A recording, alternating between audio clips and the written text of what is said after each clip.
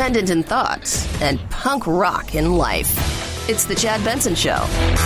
This is an average of the Washington Post and CNN polls that came out over the weekend. Trump and the GOP are blamed overwhelmingly compared to the Democrats. But what I think is interesting here is look how the Republican blame has shot up, going all the way from 47 to 54, while the Democratic blame has stayed pretty consistent. So to me, this is a great indication that Republicans and President Donald Trump are losing this shutdown. And Americans are more likely to blame Trump and the GOP than ever before. Okay, so just curious how you lose a shutdown. Nobody's going to remember this when election time comes. There's no medals. It's not like they crown them, like they're going to bring Nancy and them up and they're going to just do like they do in the Olympics where they play, an anthem of "Here all the Democrats," and everybody, like the 1980 hockey team all gathers around Nancy and they put medals on them. That's not going to happen. It's not. Who's losing is the fact that everybody's losing. The reality is we're all losing because we got a bunch of idiots who are playing politics with people's lives more so than usual and in a much more public and not so subtle way. But the reality is there is no, oh, you're a winner, you're a loser. We'll forget about this in 2 weeks because we'll be on to a new scandal once this is done. And who knows when that will be. The State of the Union, I always thought, well, because I'm not a big fan of the State of the Union. It's become, because usually what ends up happening is I work from 5 in the morning till 9, 10, 11 o'clock at night. Then I got to do stuff the next morning. And I don't care. Right. And it's just, he should just do a quick, Instagram live feed. Hey, what's up? Things kind of suck right now because we're battling. We need this border thing sorted out. I'm President Trump. Out of here. And that's it. I'm fine with that. The rest of it, I put it in a letter, and you guys can read it. We'll put it up on our Facebook page or tweet it out to you, whatever it is. Nancy Pelosi wants to say, maybe we shouldn't have this. No State of the Union address has been delivered to Congress during a government shutdown, but no written-only State of the Union has been issued to Congress since the presidency of Jimmy Carter. The White House has not responded to Speaker Pelosi's suggestion that the president postpone his address until after the shutdown or consider delivering it in writing instead. He just tweet it out. That's all he has to do. Just tweet it out. There you go. Problem solved. Nothing's going to get done, and this game is going to continue to go on, and I've said it over and over again, until we, the average person who is not directly connected, feel this. And that's going to be commerce, right? That's going to be commerce. Until that happens, this is what we get right here. We're going to get them both staring at each other, saying 26 days in, 27 days in, a month in, 6 weeks in, whatever it is. Until that happens and we're starting to feel it and we're seeing maybe potentially the economy slowing down, or better, for us as individuals, our individual situation of not getting the stuff we ordered from Amazon, seeing prices go up, and seeing things not being delivered, then we'll be like, okay, now this sucks. This sucks. But until then, this is what we're going to get. This right here is what we are going to get. 323-538-2423 at Chad Benson Show is your Twitter. You can tweet at us. Today in Syria. The U.S. military confirms that U.S. service members were killed in the explosion in Manbij while conducting a routine patrol in the Syrian town. ISIS has claimed responsibility for the attack. The coalition says they are still gathering details about the incident. Located in northwestern Syria, the town of Manbij has been a flashpoint for Turkey, the U.S., and Russia. It's not a good look. It's not a good look when you think about getting out of Syria, what we're doing. I want to get out of Syria. We lost Syria a long time ago. Once Russia and Iran went there, the whole red line thing aside, we lost it a long time ago. We surrendered it. What are we doing? Let's protect the Kurds. I'm okay with that. Outside of that, what are we doing there? And I watched it. If you've not seen it, what the thing that I found to be most remarkable of the explosion, and you could see it, is it's just a street. and you see people walking by, and then you see this massive explosion, and the people that get through the explosion where it happens just after they've passed through that area and then it explodes, they don't even turn around. They just kind of keep walking as if, this happens all the time. I know people are frustrated, but we're never going to be safe here unless we're willing to help people over there who will stand up against this radical ideology. Lindsey Graham. Lindsey's on a roll lately. He's pissed. Right? He's just boom. He is like Trump's secret weapon. And I look at this and I ask myself, like a lot of people out there, like, I'm not a xenophobe. I'm not Islamophobe. I am a person that says this place needs to sort itself out. We've got our allies that we know we can count on, and some that we think are our allies, but depending on the weather, depending on who's offering people more money to join their side, depending on, you never know. So I just say, look, this is what we know and who we can count on. And the rest of you guys deal with your own thing. We're going to stand behind this group here and this nation here. Outside of that, you guys do whatever it is that you do. You do whatever it is that you do. Because I'm ready to get the hell out of these places. I really am. And I think a lot of you, look, and it sounds horrible, like, well, wow, we're just going to leave it there. And we've been, because, too often we've put our neck out on the line, but we've also left our footprints in places where we thought we were doing the right thing. And in some ways, we've created more chaos than we've done help. And I look at Syria as a hornet's nest of just, you've got Iran, you've got ISIS, you've got the Turkey situations, you've got the Kurds, you've got Assad and Russia, you have all of this. And then you've got the poor people of Syria who are just trying to live their life. And it's just frustrating as hell. It is. 323-538-2423. At Chad Benson Show is your Twitter. You can tweet at us.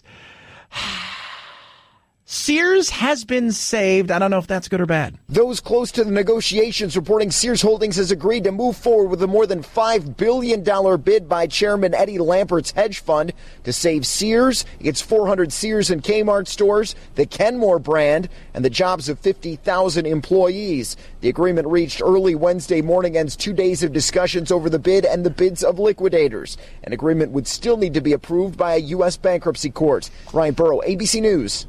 So I find this to be interesting because if you look at the stores that are retail that are doing well, and Dollar General, TJ Maxx, Ross, Burlington, right? The 99-cent store, they're doing pretty decent. Sears is archaic. Sears is your grandfather's store. Sears is their heyday has long since gone. And much like Kmart, which they own, right? Because they were like, hey, you know what? This boat's sinking. You know what would be great? To add another boat that's sinking to our boat that's sinking. And I look at it and I'm like, wow, is either he's moving in with an investment bank and he's going to tear this thing apart. I just don't know what you do with it. Because the model is completely dead. It is. It's completely dead. Because retail is changed in a way where, like I look at the 99-cent store, or you look at like the Dollar General or Ross or TJ Maxx, or I say this, it's basically in-person kind of Amazon, where I can get something cheap and there you go. You go into Ross, you may get a great shirt. You may come out and go, there was nothing in there today, right? But I know one thing. It cost $95, the shirt, originally, and I'm getting it for $7.93. So there you go. It's a win. Where I look at Sears and I think that's an archaic way of doing things. I don't know why? They must have had something to sell it on. 323-538-2423. At Chad Benson Show, Twitter. You can tweet at us. Blink. Don't blink. Well, you can, because you've got Blink Home Security. You have to worry, right? Let me ask you a question, honest question. When are you worried about the potential of what ifs? Well, before. Right on. Before. Not after, because after's already happened. You can't stop it. Before is what matters. And that's where Blink comes in. That is where Blink comes in. You want to know that the people that are casing your house are out there. You don't want to know when they're already in there and or they've already come and gone. Blink will help you with that. So easy to set up in minutes. Runs on a couple AA batteries. It's wire free. And I love the fact that, man, they got motion active indoor and outdoor cameras. So, boom, they activate. Boom, we catch something. What's going on? Sometimes, it's a raccoon. And then you're like, who is that? Yeah, that's what it's about. Protect your house. Protect the things you love, your family, and the goodies that you work hard for. Get yourself Blink Home Security. And here's the thing I love about it. Easy to set up all of those things. On top of that, they've got this great thing. You go to the Blink smartphone app, and you can live feed indoor and outdoor your house, which for me, especially when it comes to my animals and Winston, who gets no good sometimes, it's good to check out. Blink camera systems, great gifts. Plus, they're a great way to monitor your package deliveries. Visit blinkprotect.com/Benson. That's blinkprotect.com/Benson. Blinkprotect.com/Benson. Blink is an Amazon company. At Chad Benson Show. That's your Twitter. Go follow me there. Follow me on Instagram as well. It is the Chad Benson Show.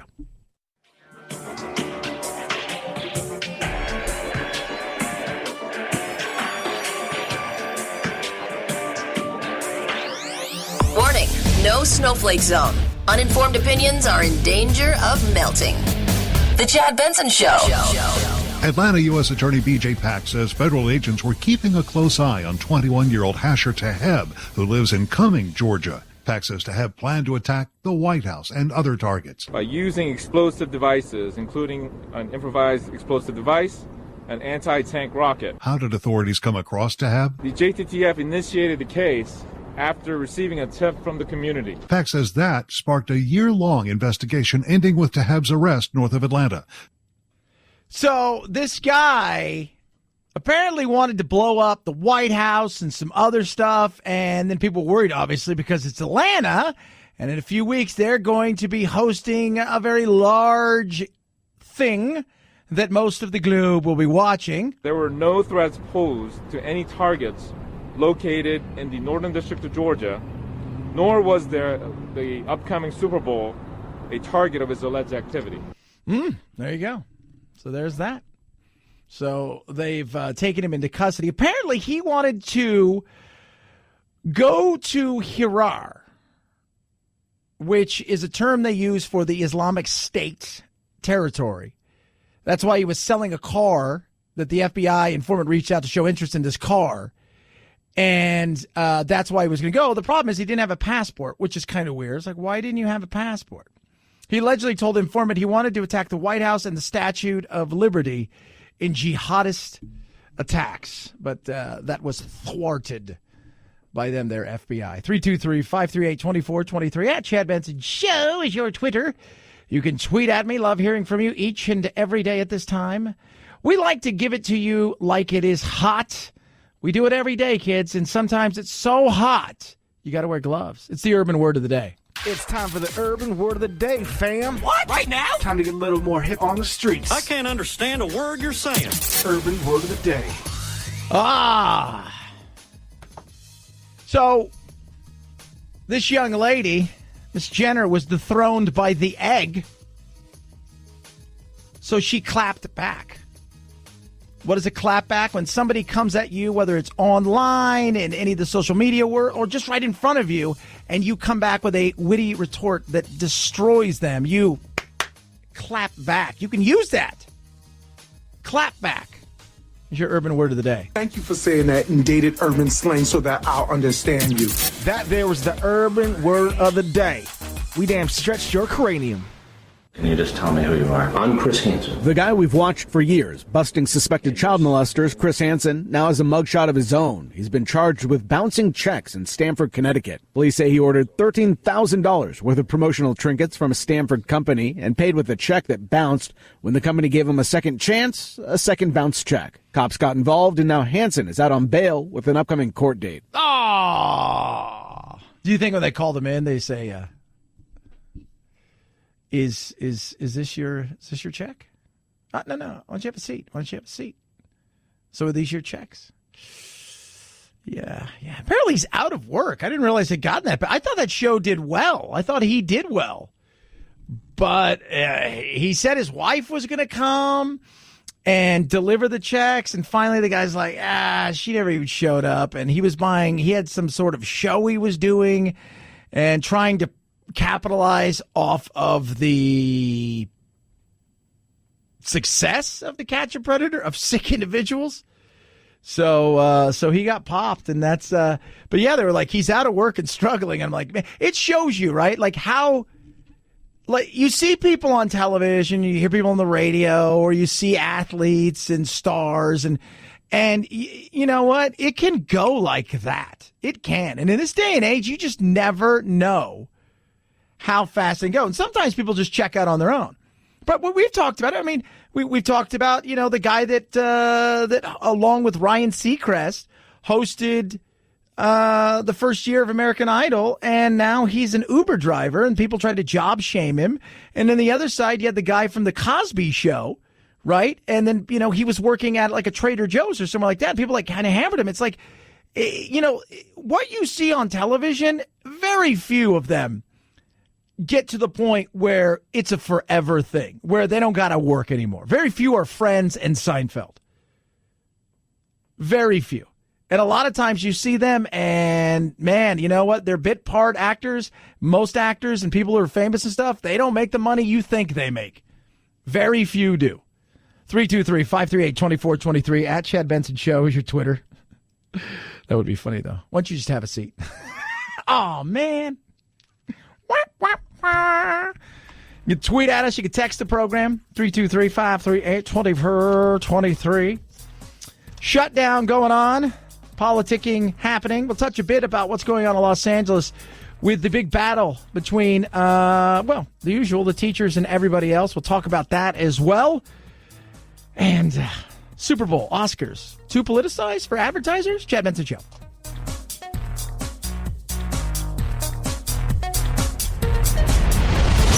The Chad Benson Show.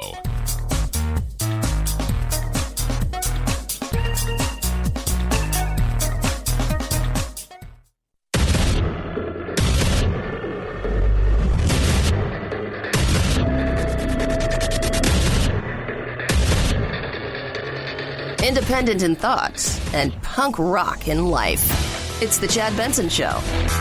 We will never see the Mueller report.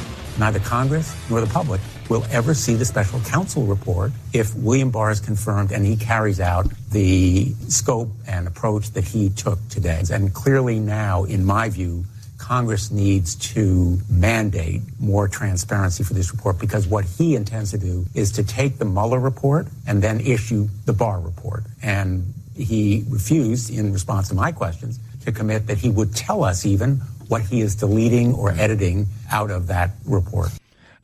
Dick Blumenthal right there talking about William Barr if he's confirmed as new AG. And Feinstein said today, I'll vote for you if you can promise that you'll release the Mueller report. Here's the one overriding thing. He could say, yeah, I promise it. And then Trump could go, yeah, you know what, presidential, I'm looking at this, and there's just too much stuff in here and this is my, this is my right to make sure that this thing never sees the light. Well, but there's, it's just such politics. And I've said it from the people I have heard from that are on the Hill, to the likes of Jonathan Karl, who this weekend said once again. But people who are closest to what Mueller has been doing, who have interacted with the special counsel, cautioned me that this report is almost certain to be anticlimactic. That if you look at what the FBI was investigating in that New York Times report, look at what they were investigating, Mueller did not go anywhere with that investigation. Yeah. So what's that mean? Well, it means that it's probably a...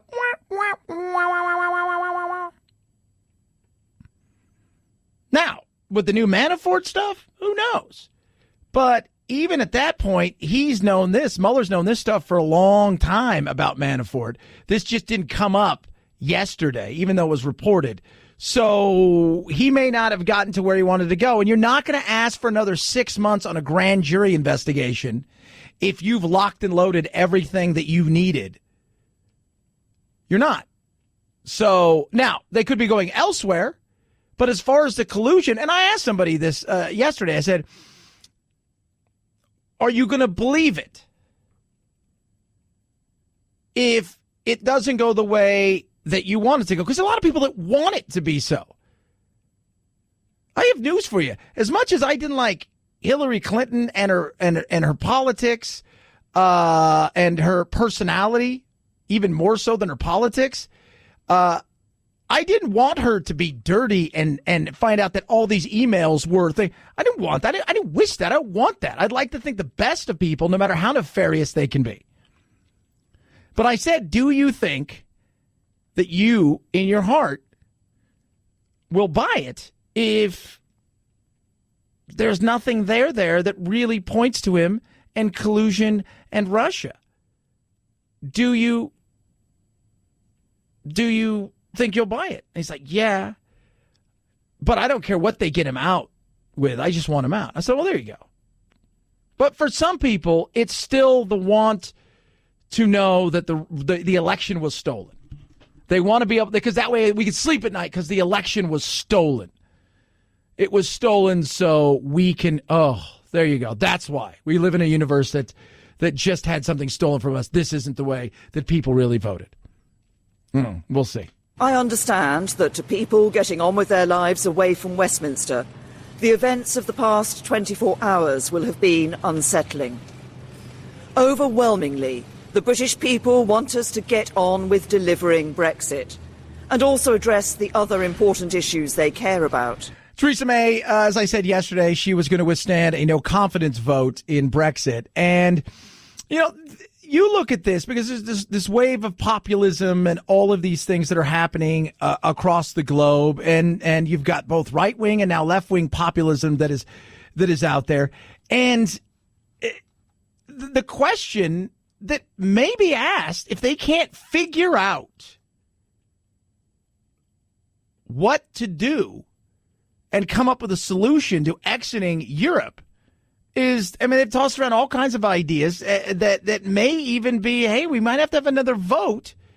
And my thought is, God, could you imagine? You vote again.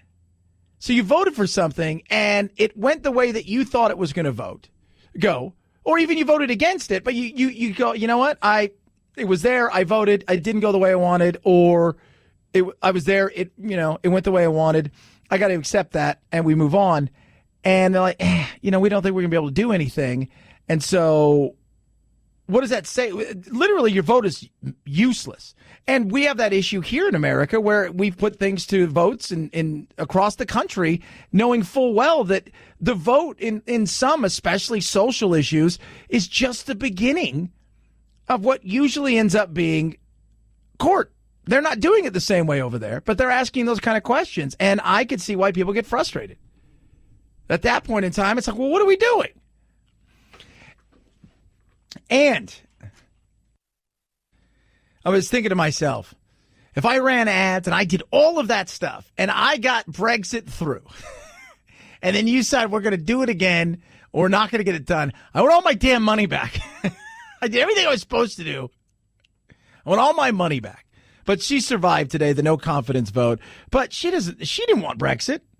She wasn't a big fan of it. Man, it is what it is. She's stuck trying to navigate this nightmare.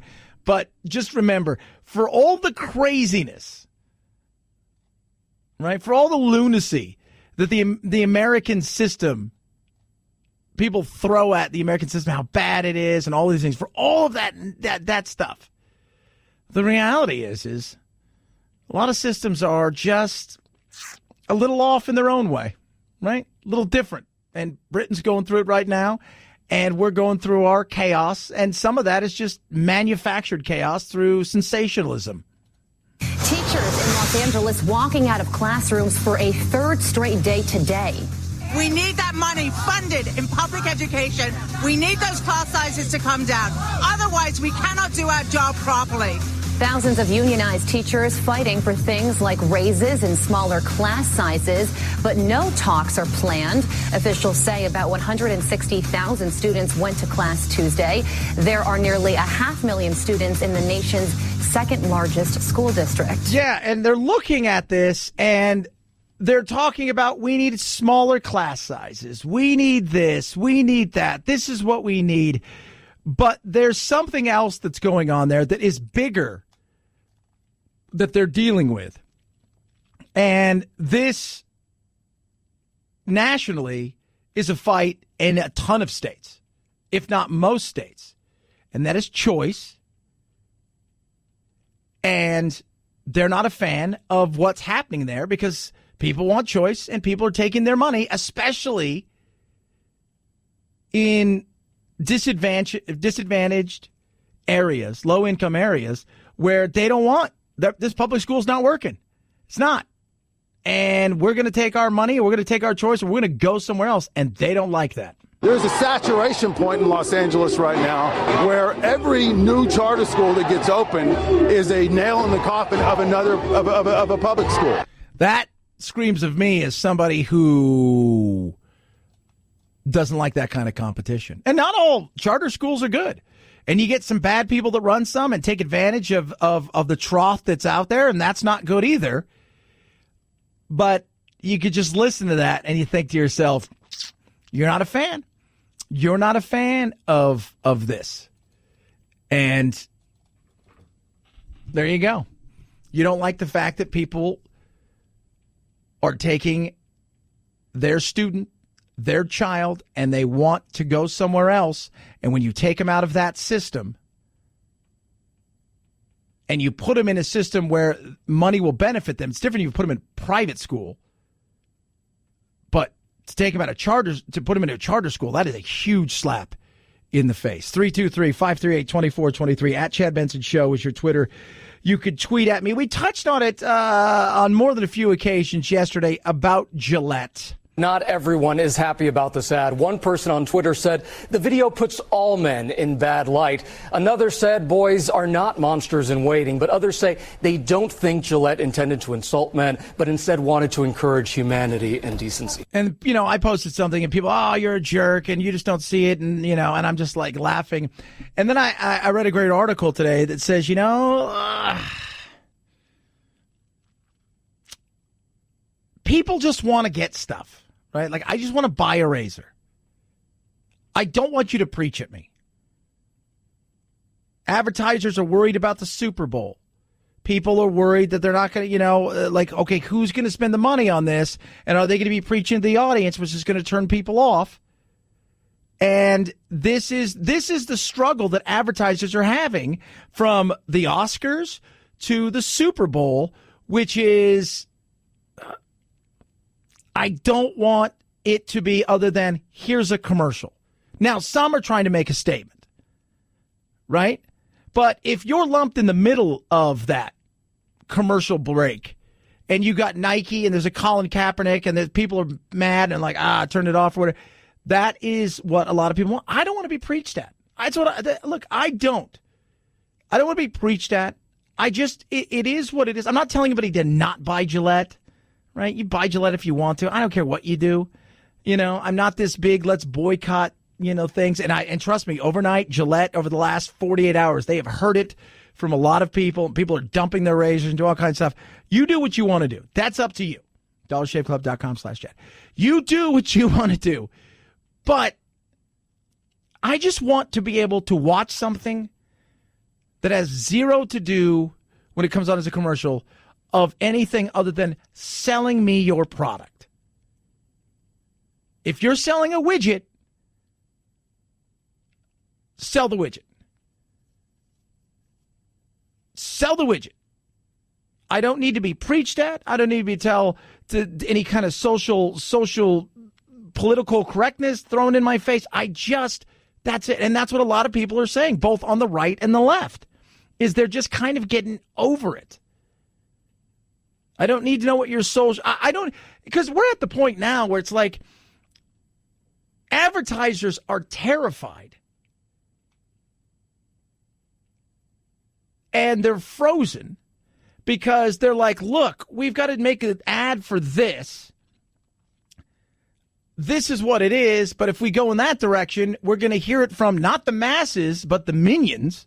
And the minions and the micro crowd out there that's going to scream and yell and turn it into something are people who are going to be pissed about it, and they don't even buy the product, but then the product's going to have to apologize. That's insane. And last year we talked to a CEO of an advertising company, and they were saying not only are they scared of companies of all of this stuff that's going on, the political correctness, they're now looking at, okay, do we do two ads now? Do we do an ad for the right side? Do we do an ad for the left side? Just sell me your damn product. That's all. I don't need to be preached at.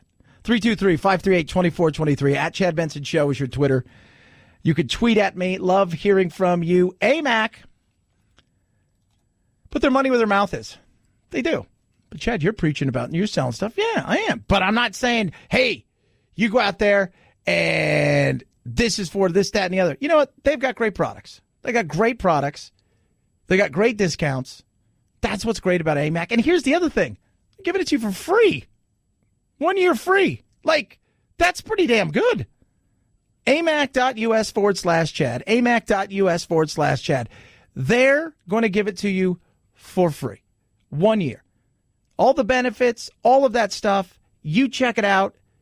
Use what you use. Travel, discount, restaurant, retail, hotel discounts. Yep. 40% off movie tickets, up to 40% off Disneyland, SeaWorld, Legoland, things of that nature. And did I mention that it's free 1 year for you?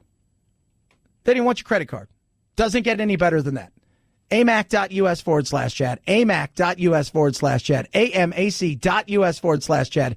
AMAC is better for you, better for America. At Chad Benson Show, Twitter, ChadBenson. YouTube has a warning. Why? You'll find out. Chad Benson Show.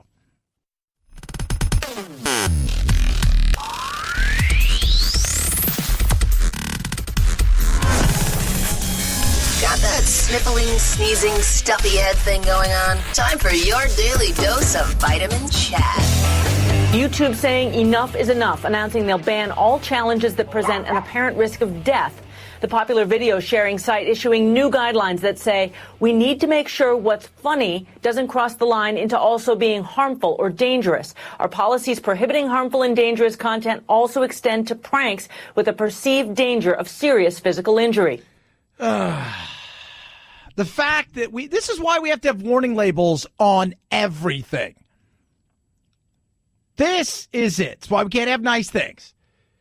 Because people do the bird cage or whatever the hell what's it called? The bird flu? What I don't even know what the damn thing's called. The bird box. What did I say? Bird cage? That's a movie, right? That's bird flu. The bird flu. The bird cage. That's when you're Nathan Lane. But the Bird Box Challenge, and that's a movie that's on Netflix where if you go outside and you don't have your eyes closed or blindfold on, some sort of thing when your eyes are open will cause you to see your worst fears and you'll commit suicide, something of that nature. It's a scary movie, and I want to see it, but it's in my queue. Yeah. But the fact that we have to have this, it's like the fact that we have to have things like, hey, don't eat detergent. I know it looks like candy, Tide Pods, but how about we not eat it? The fact that we have to lock things up like that in stores. Don't eat Tide Pods. Ugh. So you get people last week who did the Bird Box Challenge driving. Yeah. Where they had blindfolds on driving. But we've grown up in a world, especially a younger generation, of the TV show Jackass, where it's just a bunch of idiots who were doing things that they thought, this is fun. You know what? I'm going to kick you in the grundle, and then you kick me in the grundle, and then we'll run around naked, and we'll fight a bull, and then we'll film it, and we'll put it on TV, and people are like, oh my God. And now that's everybody. It makes you shake your head. It does. You sit there and you think, good God, What is wrong with us? Lots apparently. 323-538-2423. At Chad Benson Show is your Twitter. You can tweet at us. Day 26. This thing's dragging on, this shutdown. I don't know. We got to start taking, I'm thinking 43 days. I'm going to go with that. I'm going to go with 43 days. It's going to be my, if I had to pick. We should pick squares. See who gets it right. I'm picking 43 days. Over under 43. Who's giving me? Let me check with Bovada. Yeah, check with Bovada. Over under 43 days. And we'll see. We'll see. Nancy Pelosi says, Trump, you shouldn't do. That's what I always think she sounds like. The State of the Union. And Trump's like, pfft. He should just literally tweet it. And we could be on with ourselves. Save us all that time and hassle of having to tune in to watch the pomp and circumstances. 323-538-2423. At Chad Benson Show is your Twitter. You can tweet at us. Don't do anything stupid, says YouTube. You gave people a camera. They're going to do stupid stuff. Chad Benson Show.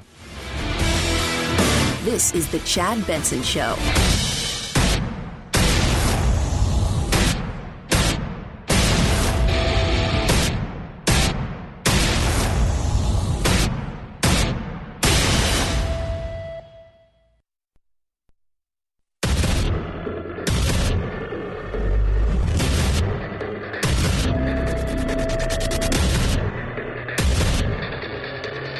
Independent in thought and punk rock in life. It's the Chad Benson Show.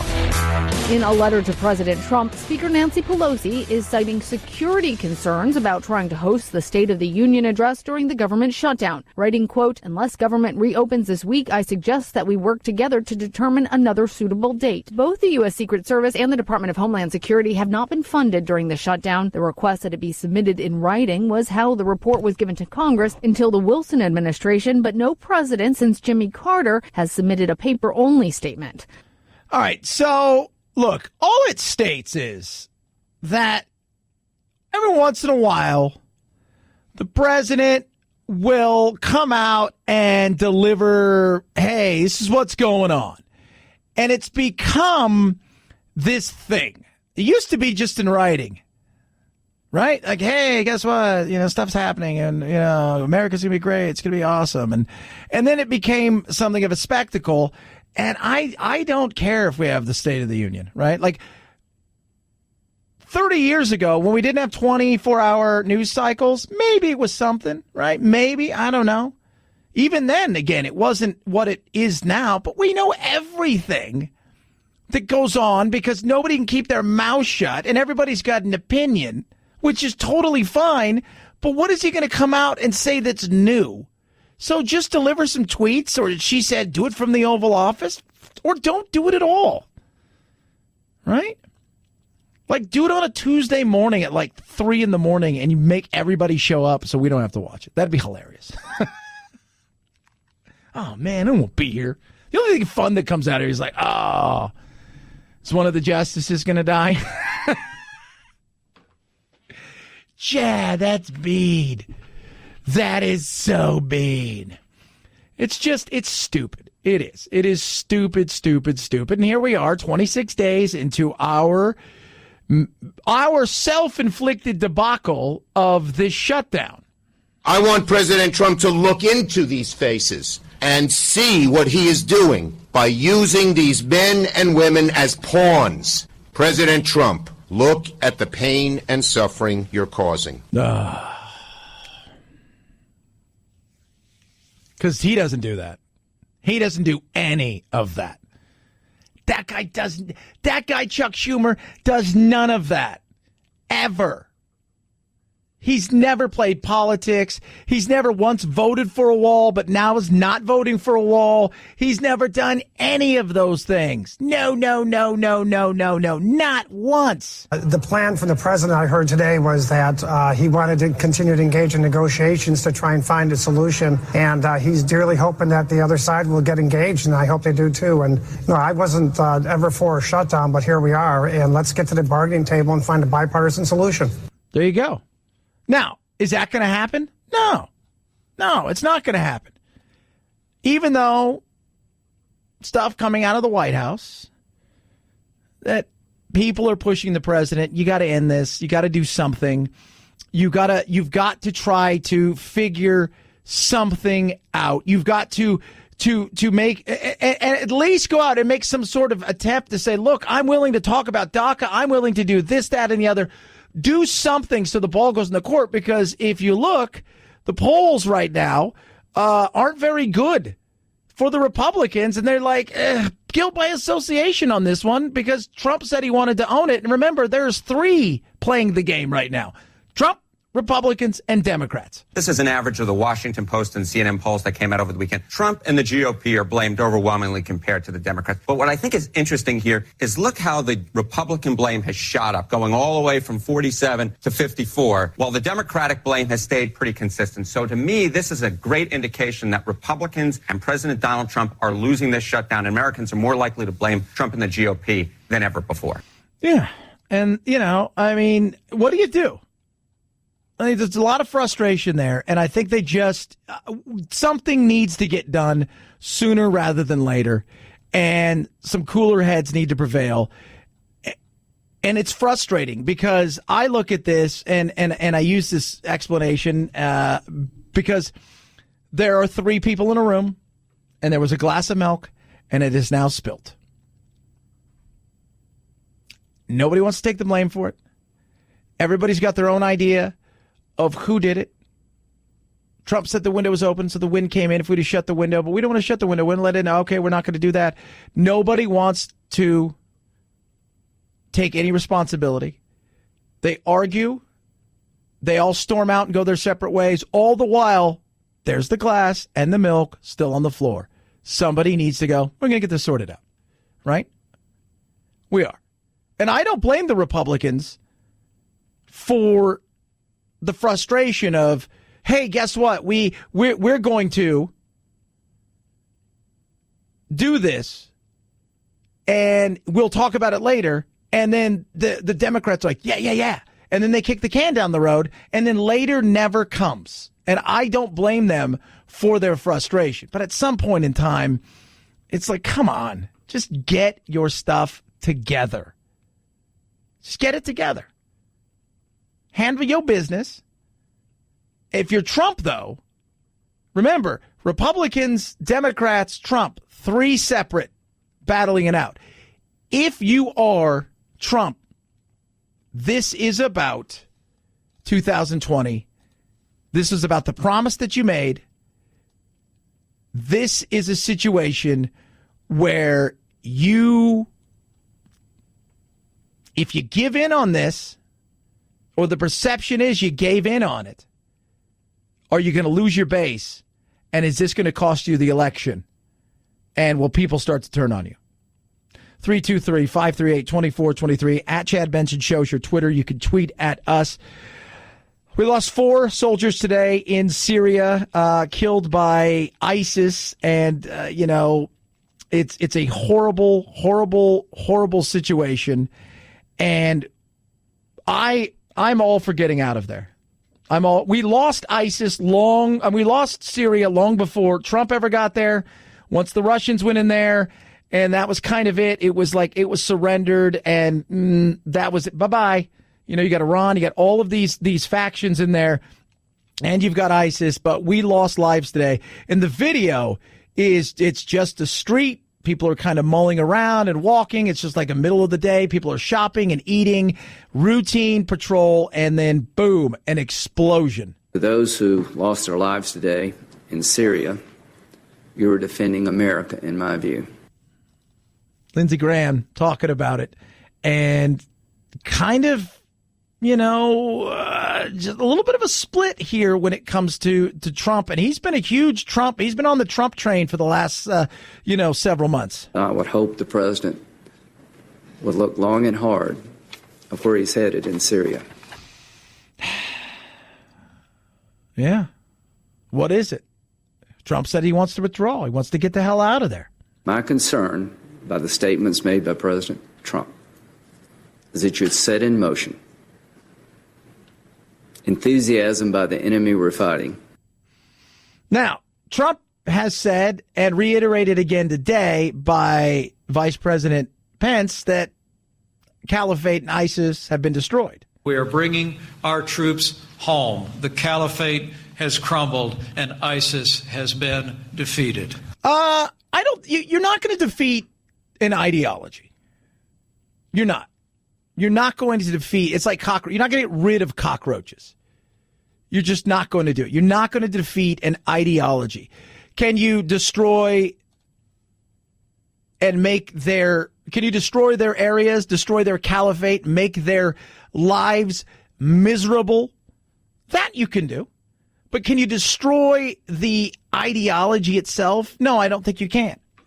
I don't think you can. And, I think that is the reality of that. Did we do enough damage to them that it makes them gone from that power that they had, it seemed like 24 months ago, 36 months ago, to much smaller than it is today? Absolutely. But they're not surrendering. There's no flag, there's no country, there's no uniformity. It's a loosey-goosey kind of thing. It's like, we've never destroyed the mob. They're still the mob. But we can make it so it's really hard for them to operate. And I think that's what we've done. But we've got to look around and go, what are we doing here? What are we doing here? Russia's, boom, they're here. Assad's got his backers in Russia, and they've got the port, which is what they wanted. Iran's here doing what Iran does, running their de facto crazy, wacky war and terrorism, and then they're going over to Yemen, and they're doing crap there, and we got Turkey. At some point, you just step back and say, you know what? These are the Kurds. We're going to give them what they need. We're going to back them as much as possible, but I don't know if we really want to be here anymore. I don't. I think it's time for us to go, yeah, we're done. 323-538-2423. At Chad Benson Show is your Twitter. Tweet at us. Do love hearing from y'all. Butcher Box. I read an article today, studies done in the UK, that if you're a vegan, that you call out sick more by a wide margin to the meat eaters of the world. So the carnivores tend to be healthier, at least their immune system is, and they show that it's big for every one day a person who's a meat eater calls out sick, depending on what time of the year. Is a cold season, flu season, it's 2.6 to 5 days comparatively to that one, and that's insane. That's why you should eat meat. That's why Butcher Box makes a smart idea. Let me tell you something about Butcher Box. Delivered right to your door. Bing, bing. Butcher Box. Meat's guaranteed to be what? Humanely raised. No antibiotics, no hormones. Grass-fed, grass-finished, absolutely. Organic free-ranging chicken, 100%. I love the fact what they do with their pork, which is just the way it's the bread, and it's raised to keep all the fat and the flavor, and that to me is huge. But here's something else. Less than $6 a meal for a month's worth of meat. Free shipping, but they got me to eat fish. They've got new Bristol Bay Alaskan salmon. It's sustainably harvested. You're not going to find it anywhere else. It is incredible. Its red color means that the salmon is fresh and nutrient-rich as it gets, and I ate it, and I'm not a fish person, and I was like, what? I wish all fish taste like this. By the way, all fish doesn't taste like this. Butcher Box got me to do it. I said, I'll try it, and it was amazing. So here's what they're doing. Limited time for my listeners. 2 pounds of wild Alaskan sockeyed salmon, $20 off your first box. Sign up at butcherbox.com/Chad. Limited time. 2 pounds, wild caught Alaskan sockeyed salmon, $20 off. Butcherbox.com/Chad. Butcherbox.com/Chad. At Chad Benson Show is your Twitter. ChadBensonSern. Chad Benson Show.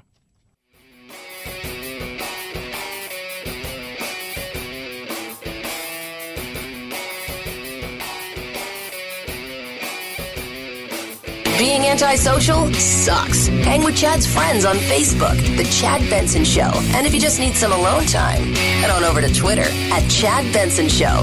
Either way, we can't wait to meet the real you. There it is. Time to get up. How much sleep did you get? A new study in the American Journal of Cardiology says depending on how much, you could be at a greater risk for cardiovascular problems. Scientists looked at 4,000 middle-aged people without any known history of heart disease. What they discovered was that those who got 6 hours or less sleep a night had a higher amount of plaque buildup in their arteries as compared to those who got at least 7 hours of sleep a night. Previous studies have shown the same thing. This was the first with a sample size this large and one that actually quantified how much sleep is enough. 6 hours. If you can get 6 hours, you're doing all right. I'm about a 6-hour sleeper now. Before I wasn't, but I'm about a 6-hour sleeper now, 5-6 hours, because sometimes I go to bed really late and I get up really early, depending on travel, things of that nature. But I sleep pretty well. But man, you know, the more you find out about just the little things, sleep, taking care of your body, eating correctly, it's amazing. So, and to know that there's plaque buildup all over your body, you're like, oh my God. Everything. If you don't get enough sleep, it kills. If you get too much sleep, it's not good for you. It's just, sometimes I think we're inundated with too much information. I think the web does that to us all too often, and we spend too much time on the web. But this is interesting. Speaking of the web, David Bowie is no longer with us. God rest his soul. He talked about the web in 1999. Very interesting. I don't think we've even seen the tip of the iceberg. I think the potential of what the internet is going to do to society, both good and bad, is unimaginable. I think we're actually on the cusp of something exhilarating and terrifying. Wow. Like being a seasayer right there, because it is exhilarating at times, and it is absolutely terrifying in the way that it can be used. Not just for criminal activity, but in the day-to-day way that we treat each other. And I think how we've lost at times a bit of our humanity. And that's probably the reality of it, is because we don't deal with each other like we used to. We are less human the more that we spend on the net. And, in fact, we spend a ton of time on said net. A new survey by contact lens maker Cooper Vision says we Americans spend 42% of our awake time on a screen of some sort. Our phones, our laptops, our tablets, TVs, and desktops at work. It all adds up to, the company says, 7,946 hours during the average lifetime. We're also screen multitaskers. Half of us say we take breaks from the computer by checking our phones. Guilty. And a quarter say we watch TV and our phones at the same time. Double guilty. Double, triple guilty. So we spend so much time with it, and some of it's just by default, right? You work in an office, you've got a computer in front of you. That's where a lot of your business takes place. So because of that, you're going to spend 5, 6, 7, 8 hours in front of that during the day. And then you go home and you've got a TV you're going to watch, you know, and then you've got your phone and you're dealing with things. You're checking Facebook and Instagram and Twitter, and you're tweeting out there, and you're looking at stuff, and it's, oh, goodness me. And all of us are so guilty, I'm sure, of checking out the television and your phone at the same time. Your tablet and your phone, your tablet and the TV. Yeah, guilty. All of us. I'm assuming so. Some of you not. I'll get that. I don't do that, but by and large, most of you. Just like me, I'm raising my hand. 323-538-2423. At Chad Benson Show is your Twitter. Tweet at us. Love hearing from you. Follow us on Facebook as well. Check out thechadshow.com. You get everything there. Include email us. Info at thechadshow.com. So, Dave Rubin's going to join us from the Rubin Report. We're going to talk about him leaving Patreon and the world that we're living in right now with social justice warriors and all of this craziness. Straight ahead, Chad Benson Show.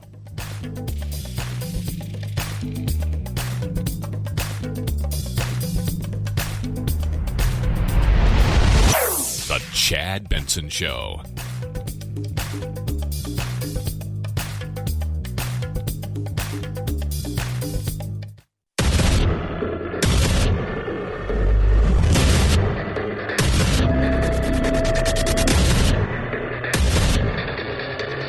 Independent in thoughts and punk rock in life. It's the Chad Benson Show. I've been trying to get this guy on for a while. I watched his show, The Rubin Report. You can check it out on YouTube. In fact, last night I watched him delete his Patreon account. Dave Rubin's with us. And very interesting what's going on out there in the world of politics and social justice warrioring. And last night was very interesting watching you do something as far as Patreon goes, which is how, a lot of people out there, individuals like you and many others make their money. What caused you to do that?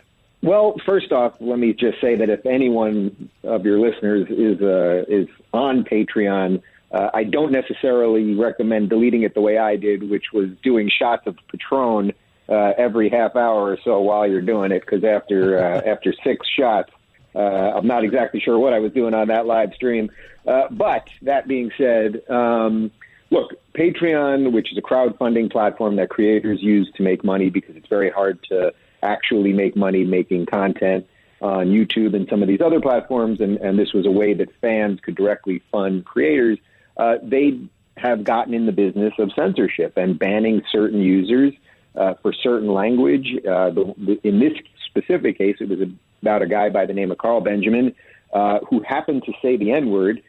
He was using it as a way of mocking the people who use racist language. And not only that, but this is a guy who didn't say the word on the Patreon platform. Not only was it not on the Patreon platform, it wasn't on this guy's YouTube channel. It was on someone else's YouTube channel about 10 months ago. So it really was a massive move of the line of what's acceptable on this platform. And myself and Jordan Peterson and Sam Harris and a couple other people, we just felt that at some point, the people, us, your listeners, all of us have to start standing up against these tech companies. And this was a huge risk for me because 70% or so of my company's monthly revenue comes in from Patreon, but I just felt it was the right thing to do. I'm happy to report that we've made up a substantial portion of that, and we'll be okay. But I think it's just a bigger sign of what's going on here with the Internet. And we have to decide, I think 2019 will be the year that people decide, either do you want a free Internet where there might be some people on there who say some things you don't like, but it's done within the context of free expression and freedom of speech, or do you want an Internet that these gatekeepers from Silicon Valley, who are pretty much all, sort of lefty social justice warriors, decide who gets on platforms or not? And by the way, this continues to devolve. I just saw within the last 5 minutes that Roku, the streaming player, that they booted Alex Jones this morning. Now, it doesn't even matter what you think about Alex Jones, but the point is, if you have Roku and you like Alex Jones, then you can download the app and listen or watch his show, whatever it is. If you don't like him, don't do it. That would be the best way a market could work. But instead, these companies always just coming in and deciding who can be on and who can be off. As private companies, they can do what they want, but as users of these products, we have a voice, and we should use that voice to express what we want. Absolutely. Talking to Dave Rubin of the Rubin Report.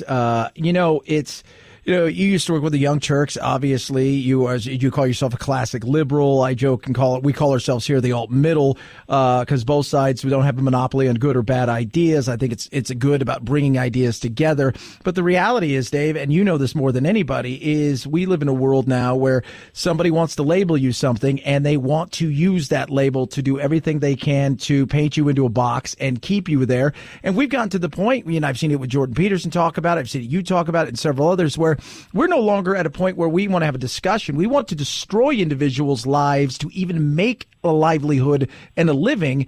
And I don't know if that's an America I want to live in. Well, it's a dangerous spot to be in for sure. I mean, that's why it's like, look, this Alex Jones thing, it has nothing to do specifically with the content that this guy produces. I don't think I've ever watched more than 5 minutes cumulative of anything this guy has done. But as long as he's obeying the laws of the United States, as long as he's not calling for an act of terrorism or a direct threat of violence or yelling fire in a crowded theater, et cetera, well, then the guy basically has the right to partake in commerce the way everyone else does. I mean, should the guy not be able to have a phone line at his house, or should he not be able to open up a bank account? And again, it's like this is that slippery slope where then, a certain amount of people will hear this and think that I'm cheering on Alex Jones. And again, it has nothing to do with the guy's content. But we all have a right in a free society even to spread conspiracy theories and do all sorts of stuff. And the bigger problem here is that, look, you mentioned I work at the Young Turks. They're a far left network that I can tell you, I mean, they spread racist propaganda in the name of tolerance every day, and they have no problem being on Roku. So we always know this always falls down on people that are conservative or on the right or even libertarian. And we've got to, all we can do in a free society is fight back using our voice, and that's what I'm trying to do. How did the tolerant, quote unquote, become so intolerant? And that to me is just so fascinating, because I have so many of my friends are progressive. I was born and raised in Southern California. Many of my friends work in the industry. They're uber progressive. But I will tell you this, I've never met so many people who scream about the tolerance that they have, and yet they're so intolerant of anybody who doesn't have the same ideas as them. Yeah, it's actually quite perverse, and I'm here in Los Angeles, so I'm intimately aware of it. I mean, the people who scream about tolerance the most and the people who call everyone else a racist and a bigot and the rest of it, they're peddling the new version of racism and bigotry and intolerance. There's an incredible moment yesterday on Sirius XM radio where a woman by the name of Ariva Martin, she was on my show years ago, and I've done a couple things with her over the years. She happens to be a progressive who is black. She's on the air with David Webb, who's a progressive, who is a conservative who's black, and she didn't realize he was black. And in the middle of the conversation, she says to him about how he's using his white privilege. And then he has to announce to her that he's black. And it's like, this is what it's all about. Who's the racist in that conversation? She thinks because the thoughts that this man is spreading are not in line with her thoughts that he must be white. And that then gives him some sort of privilege. I know David Webb quite well. I'm doing his show tomorrow, actually. I've known him for years when I was on Sirius XM. This is a good man. This is a guy who he happens to believe in conservative values, and he happens to be black. But they're institutionalizing this new version of racism, and it's much more pernicious than an outward racism where you just look at somebody and you call them a bad word. This thing, if you don't believe the things we believe, they think you're a racist. And that's the essence of prejudice right there, which, of course, means to prejudge. So how did it get so bad? I mean, I think that progressivism has become really a secular religion. It has all the markings of religion. And especially if you're a straight, white Christian man, you better bow forever or you're an apostate. And I don't think anyone wants to live like this. So everyone that believes in basic freedom or liberty or the individual has to fight this thing. And I think the day where we can be cowed by this thing, that day's over. We got to start fighting it. Absolutely. Talking to Dave Rubin of the Rubin Report. You know, we talk about fighting it, and I've always said the greatest thing about fighting something like this is the competition, because eventually somebody's going to come along with a platform and a way to do something where you can really just kind of, hey, you know what, I'll just usurp anything you guys are doing. We're going to do our own thing over here, and we're just going to roll with it. And eventually that's going to happen. It hasn't happened yet because Silicon Valley is a monopoly of dominance, but I know it's out there. I mean, from Peter Thiel, the likes of Jordan Peterson, you and Weinstein, and many other people out there who've got the connections. I know it's getting close, but there needs to be some sort of competition where otherwise it's going to continue like this. Oh, absolutely. I mean, we all have to fight it. There are not easy answers here because, you know, even if your whole premise is that you believe in absolute free speech, and let's say the laws of the United States, and we don't have hate speech laws here, which is excellent, because who gets to define what that is? You know, we have the First Amendment, which is incredible, and that's about the government not stepping in. But, you know, these tech companies now, they are the way we communicate in the 21st century. They are basically the new town square. We have no public spaces on the internet. We only have private spaces. And in a weird way, if you only have private spaces somewhere, then they all sort of are public by default.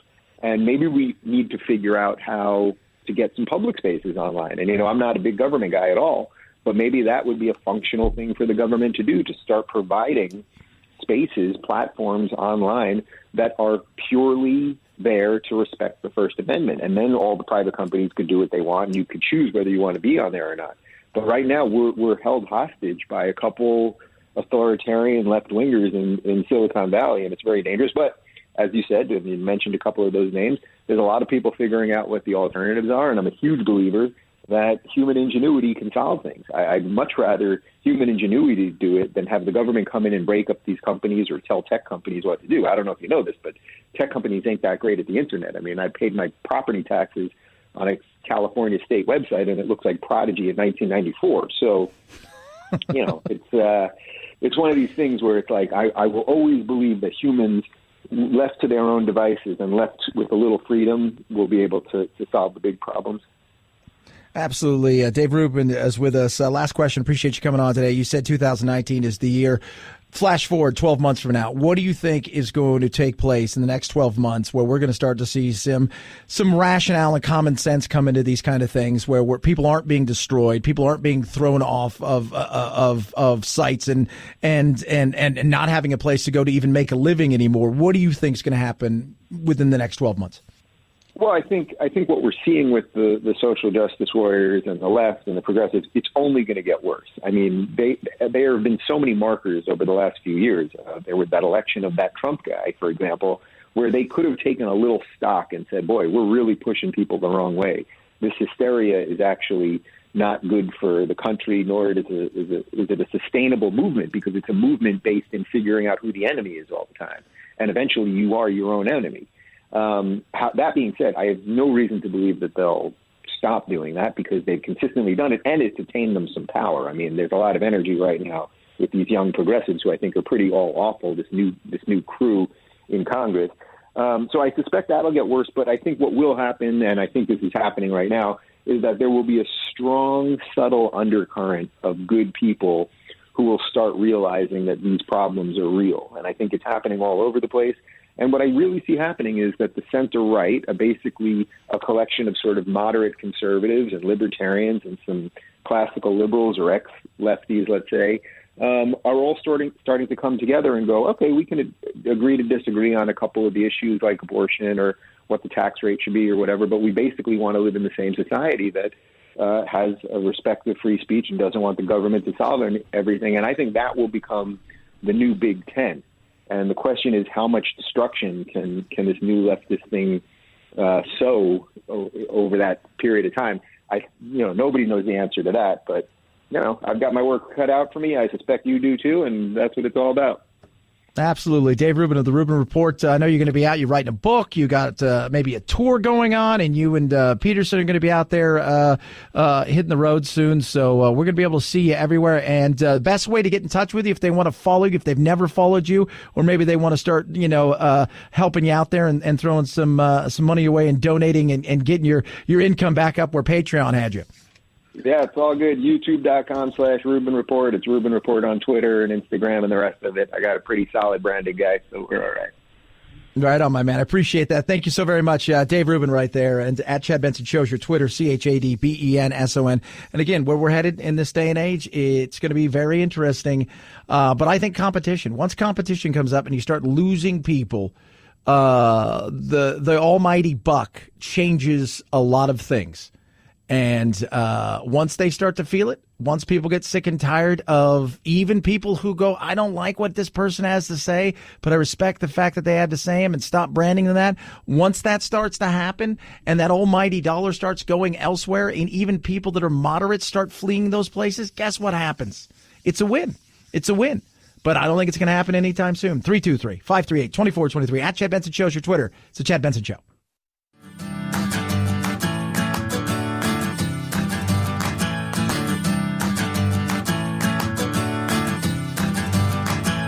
Running with scissors sounds great compared to this. Say Luis and Tina live in a quiet Silicon Valley studio. It's only 400 square feet, but they got a great deal. $1,500 a month, way below average in the area. Oh, and Luis and Tina are cats. They don't drink. They don't smoke. David Kalish is her landlord. His friend's daughter was leaving for college. Her father was moving as well, and they needed a place to house her cats. So Victoria says she and her dad made a deal to rent the apartment for the cats. This is kind of how the cards were dealt. But some in the Bay Area are angry that human housing is needed so badly, and this housing is going to cats. See the way he did that there? See, that's comedy right there, kids. People are all pissed off. Wow, we had a homeless problem. Well, you know what? Maybe they should learn how to pay $1,500 a month and do a better job finding a place to live. These cats, they got good credit. That's what I found out. Both of them they got 700 FICO scores, right? We got letters from their from their employer, and we got letters from the last place they rented. So hey, It is what it is. That's why people hate us. You think about this. People are listening across the country. Across the country. These cats are living in a rented, essentially a room. Call it what you want. And they're paying $1,500 a month for the cats to live there. And there are people living all over this country listening to the show right now who are like, I pay $750 for my mortgage, or I pay $1,000 for my mortgage. And the cats, $1,500 right there.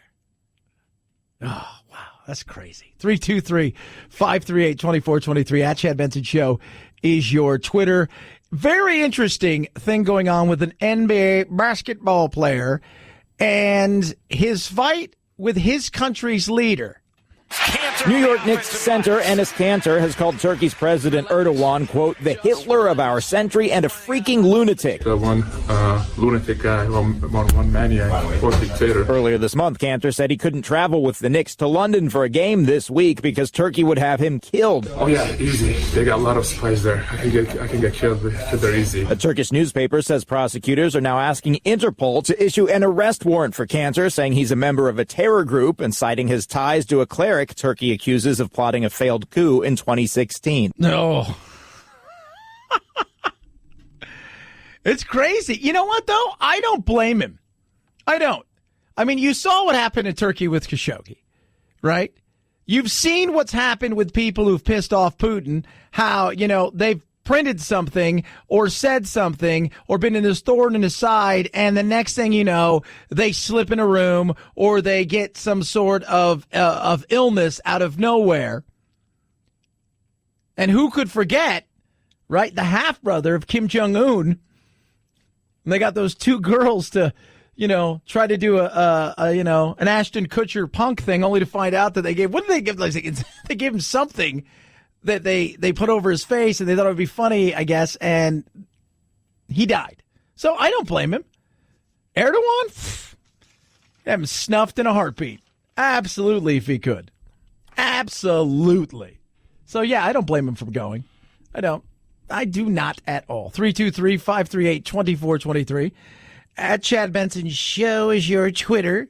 You can tweet at us. Check out the podcast. You can grab it where good podcasts are available. And very interesting there, talking to Dave Rubin. And again, there's a lot of stuff out there. We live in an ever-changing time, especially when it comes to how we navigate a lot of this stuff in social media. And it's going to get bumpier at times, but I think it eventually will smooth itself out. But I don't think it's going to be anytime soon. Like us on the old Facebook. Check us out on Twitter. Check out thechadshow.com for everything else you need. All things concerning Chad. It is the Chad Benson Show.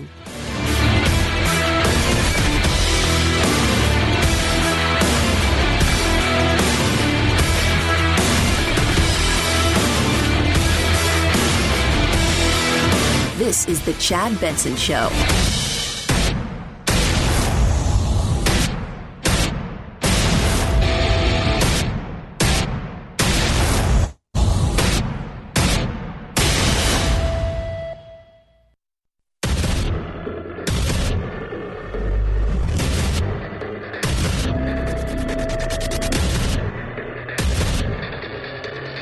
Independent in thoughts and punk rock in life. It's the Chad Benson Show. The plan from the president I heard today was that he wanted to continue to engage in negotiations to try and find a solution. And he's dearly hoping that the other side will get engaged, and I hope they do too. And I wasn't ever for a shutdown, but here we are. And let's get to the bargaining table and find a bipartisan solution. Yeah, Wall Street Journal's reporting that people inside the White House are telling Trump that you got to do something. You have to do something. It's the reality check is that somebody's got to make a move here, and you are the president.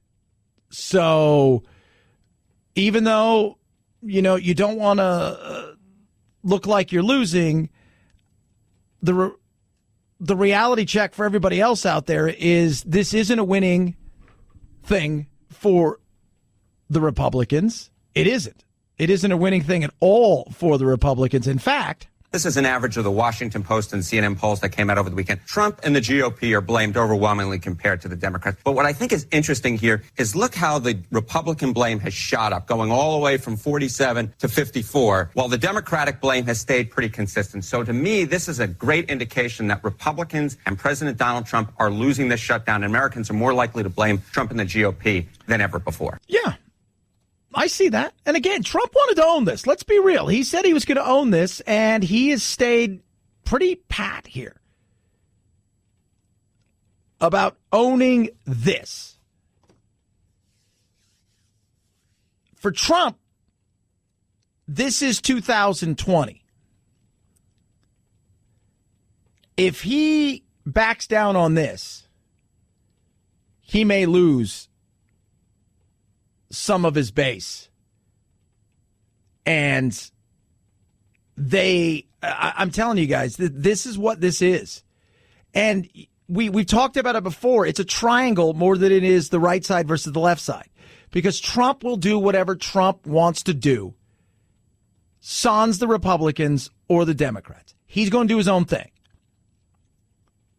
He doesn't care that it may hurt the GOP. And in the end, how much does it hurt him? Unless it goes on for years, we'll forget about this in the next 2 months, because once this is over and done, guess what? We're on to the next crazy, chaotic thing.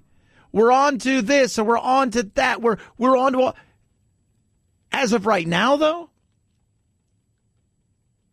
people are starting to feel it inside the White House, and they're asking questions. We'll see. We'll see who's going to crack. But as I try to tell everybody, with Trump, he does his own thing, and you know that. You absolutely know that. As much as people say, well, you can't trust anything Trump says, well, I can look at the Democrats and say, how can you trust them when you say, let's open it up and we'll talk about it? Because I've heard that for years, as has everybody else. And once you open it up, once you pass the bill, once you kick that can that you said won't be kicked again down the road, they forget about the fact that you kicked it, and then they ask you to kick it again. So we'll see. We'll see what happens. But people are getting angry. People are getting upset. And you got the issues. I said what's going to happen is commerce is going to be the thing, and travel. So TSA, they're calling out. People are getting stuck. They're missing their planes. All of a sudden, the 25, 50 degree of separation becomes much smaller. You're not so removed from it. And then you're starting to see people who are air traffic controllers call out sick. And because of that, you're starting to see travel back up. Maybe planes don't get out there. Maybe the thing you ordered on Monday that was supposed to be here on Wednesday may not show up till Friday, but that'll be too late. That's where it starts to affect people. And then people are going to get frustrated beyond belief. And then that's when they're going to look for somebody's head, if you will. But I get it. I get the frustration. I do. And the mess is out there, and it starts with travel. That's the thing that is going to change this conversation, where people are going to put pressure to get something done, even if it's temporary. At the world's busiest airport, long lines to security, blamed in part on TSA agents who started calling in sick. The government says twice as many TSA workers are calling in sick than normal, and no wonder. Because of the government shutdown, they're working without pay. In Atlanta, a number of security lanes are expected to remain closed even during rush hours because of the shutdown. The airport is telling people to get here 3 hours before their flights.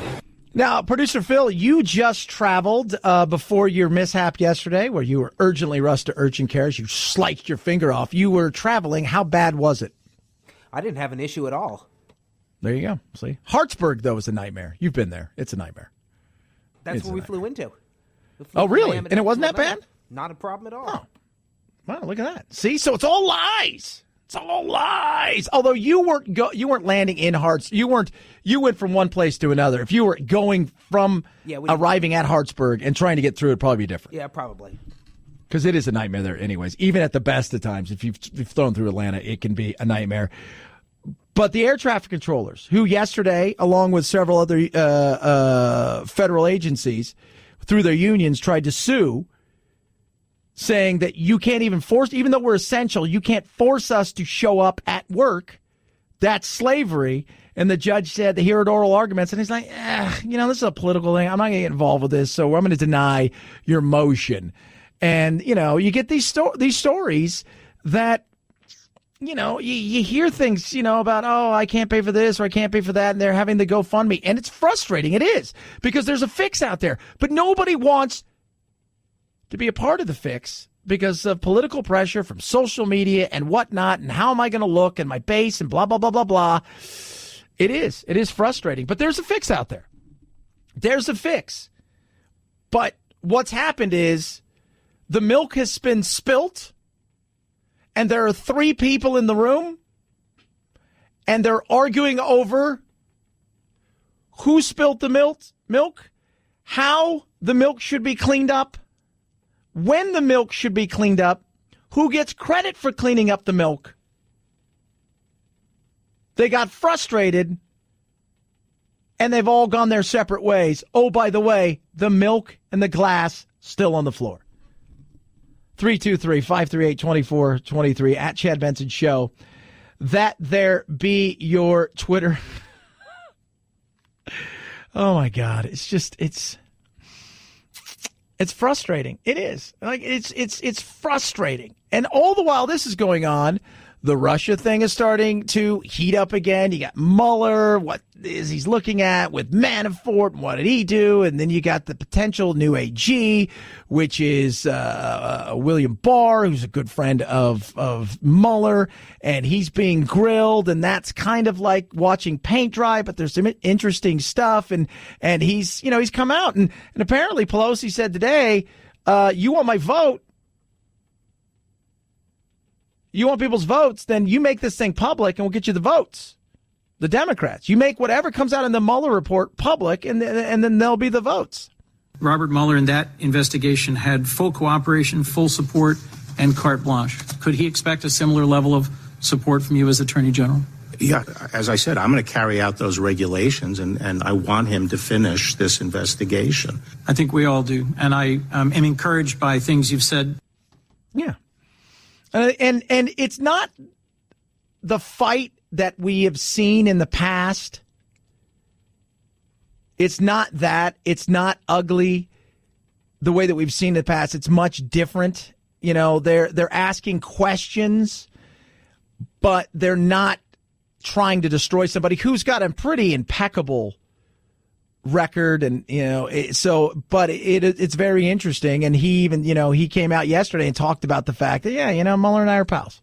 We've been pals, and I trust him. I don't think he'd be involved in a witch hunt, even though he has written a letter talking about the fact that he didn't like the investigation, didn't think it was right, but still we'll see what happens to that. And then today you had soldiers killed in Syria, and it's once again, we're getting out of Syria.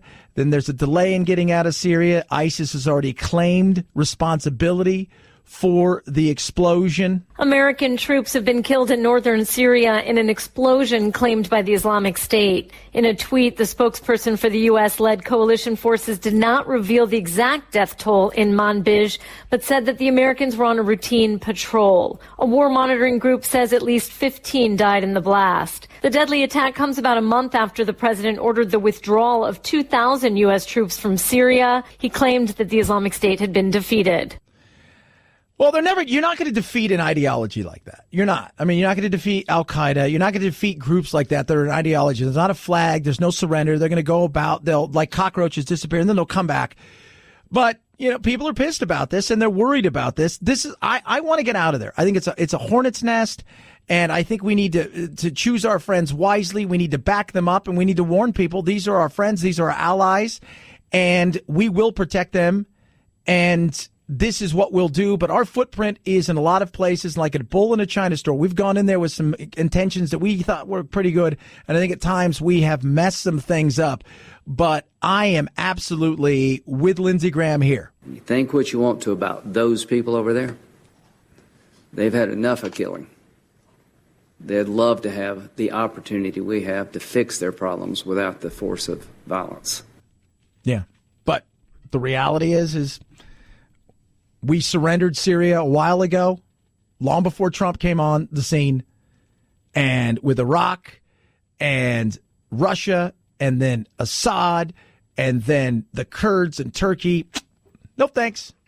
No thanks. 323-538-2423 at Chad Benson Show is your Twitter. You tweet at me. Do love hearing from you. Car Shield. My buddy who is going through something with her car right now, Car Shield came to the rescue. And you know, dealing with car stuff is a nightmare. It is. I mean, but knowing that you've got extended vehicle protection and protection from the thousands it's going to cost to get your car fixed. I think all said and done, hers was a little over $1,900, and she paid a small deductible. She's had a rental car for like 4 or 5 days. Had a few days where they had trouble getting parts and stuff because she has turbo, and boom, that's what you get with Car Shield. You get that kind of service, and don't let these things worry you. You got a car that maybe's got a few extra miles on it, but you don't really want to go buy a new car. Money's getting more expensive to borrow. You like what you've got, but you want some protection. That's where Car Shield comes in. 24/7 roadside assistance, a rental car for free while your car's being fixed. You choose where you want it taken. They take it there. Get them paid directly. Save yourself thousands in future car repairs. Do what I did. Get the ultimate in extended vehicle protection. Call 800-CAR-6100. Mention code Benson or visit carshield.com. That's carshield.com. Use the code Benson. Saves you 10% right there. Carshield.com. Code Benson or call 800-CAR-6100. Remember, saves 10% when you use code Benson. Deductible may apply. At Chad Benson Show's your Twitter. ChadBenson. It's the Chad Benson Show.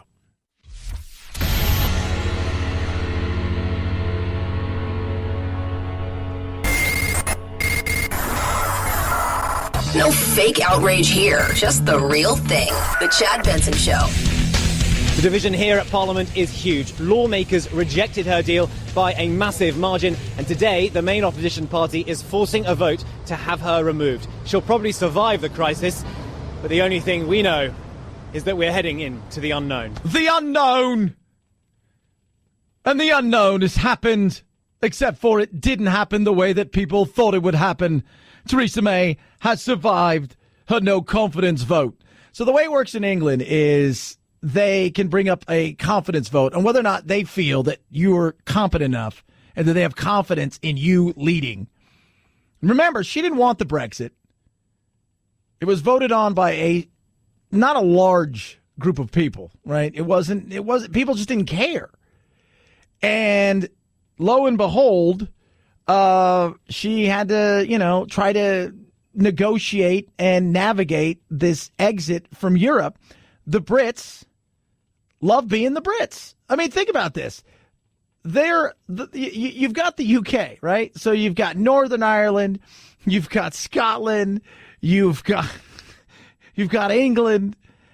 They love being separate from one another. Only when they go to the Olympics do they say we're Great Britain. Outside of that, they're English or Scottish or Irish, whatever.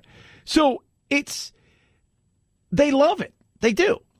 And they were wary to go into it, but they did. And now trying to unravel the mess is tough. I don't know what they're going to do. I mean, we joke about like, oh, look at our craziness here, but come on. I mean, the Brits are in the no confidence vote. It's a no confidence vote, but she was voted somewhat confident. So she's part of so you got the Tories, right? Right. You got the Labour Party. You've got which is the Tories, the Conservatives. And then you've got the Labour, which is essentially the Democrats. And the Brexit got its ass kicked last night. Jeremy Corbyn, who leads the Labour Party, he came for her hard. And it's hilarious to watch, and it's interesting. And if you ever want to, I'm telling you guys, it is just, I wish we would have more entertainment like this. Ours is very much like such partisanship without the chaos, and theirs is very unscripted chaos. So but I knew she was going to survive today, but now can they figure this thing out? Or is this thing going to even go back it might go back to the polls.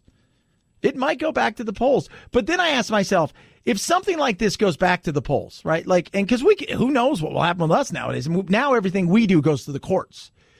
But what's that say if you're a voter who voted to exit or Brexit the EU, and then it didn't ever come off? The negotiation took too long. People got frustrated, and along the way they decided we changed our mind. It makes you feel like your vote was a giant waste of time. Yeah, absolutely. 323-538-2423 at Chad Benson Show is your Twitter. I love the English reporters are always just so loud. I worked with a guy when I was over there at Talk Radio UK named Simon Vigar. And he was like in his early 20s with a voice like the Simon Vigar. And it was great. He used to smoke a pipe. It was everything English. We were owned by, I don't know, Lord Sandwich or somebody who owned our radio station. It was Lord Sandwich. He's like, these are buttons you push. They're nice. He's like 150 years old. It's all Radio UK, you say. Oh, look at all the buttons and stuff. 323-538-2423 at Chad Benson Show is your Twitter. Screen time. Ooh, we spend a lot of it looking at screens. Chad Benson Show.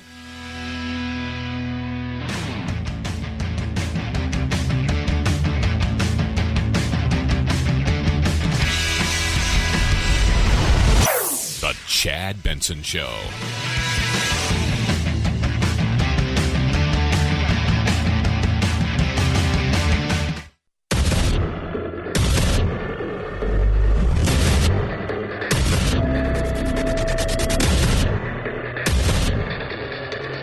Independent in thoughts and punk rock in life. It's the Chad Benson Show. We had our last paid workday on December 28th, and ever since then, I've been home instead of at work.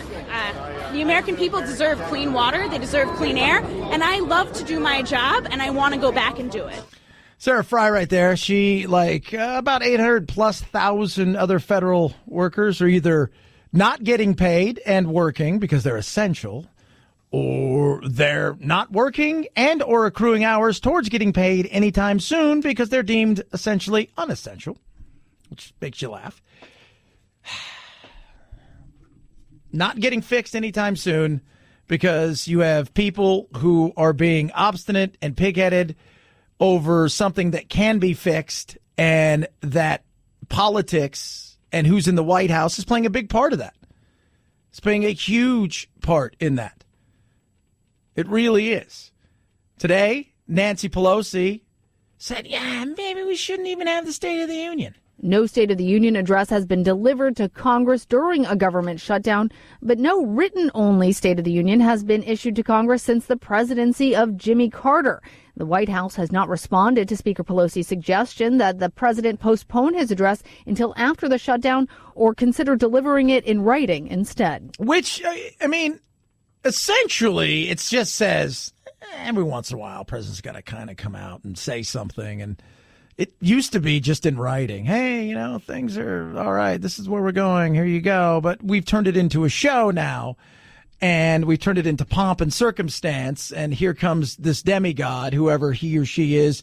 It's only been ever he as the president. So there he is. And then it's a show. It is. And everybody's like, oh, yeah, we kind of like you. And then you got, the meme. The only thing that comes out of it entertaining is like, is Ruth Bader Ginsburg going to fall asleep? Right? that's like the most exciting thing. So fight him. I just tweet it out. Here it is. This is what it is. There you go. What do you think of that? You think of that? You're good with that? Is everybody good with that? All right, good. 323-538-2423 at Chad Benson Show is your Twitter. You could tweet at us. I just don't think there's anything that they're going to do in the next 2-3 weeks, even though coming out of the White House, apparently, people are saying, you got to do something, Mr. President. You got to do something. Republicans are feeling the heat. They're getting blamed for this because of who's in the White House. And he said he would own it. And by default, he's in your party. So it's on you, even though most of you, off the record, would say, yeah, we don't, this is stupid. Just like people on the left, most of them off the record, and the ones I do talk to say a wall would be fine. I got no problem with it. But it's the political look. 323-538-2423. At Chad Benson Show is your Twitter. You can tweet at us. Do love hearing from you. Screen time. Oh, we spent a lot of time in front of screens. A new survey by contact lens maker Cooper Vision says we Americans spend 42% of our awake time on a screen of some sort. Our phones, our laptops, our tablets, TVs, and desktops at work. It all adds up to, the company says, 7,946 hours during the average lifetime. We're also screen multitaskers. Half of us say we take breaks from the computer by checking our phones. And a quarter say we watch TV and our phones at the same time. Oh, I'm guilty of that. I am so guilty, and most of you listening are guilty of that too. Right? And if it's not your phone, it's a tablet. You've got the TV on, and you may be half watching that, and you're more engaged with what's happening on your phone or your tablet, but you have it on, maybe the game's on or a show you like, you just want to get to a certain part. But we all do it. Super guilty, I will say. And I thought, man, and we've got to also, you got to think first, we are living in a world, too, where so much stuff is done on screens. So by default, if you're at work and you work on a computer, you're going to be there about 8 hours a day working on a screen. But it's the other stuff that happens. And meaning, you think you're taking a break when you're I'm going to look at my phone. That's not taking a break. Yeah, we spend a lot of time. And younger generation is spending a ton of time on their screens. They are. Which I think I have no problem with. Jack spends a lot of time on his screen, and he's like me, and this is how I was. I would love to play games when I was a kid, and I had my Atari, right? And I had all my little games. I even had the Friday the 13th video game. So I would play it, and I would have, after an hour or two, I was like, I'm done, and I want to go outside. I want to run around.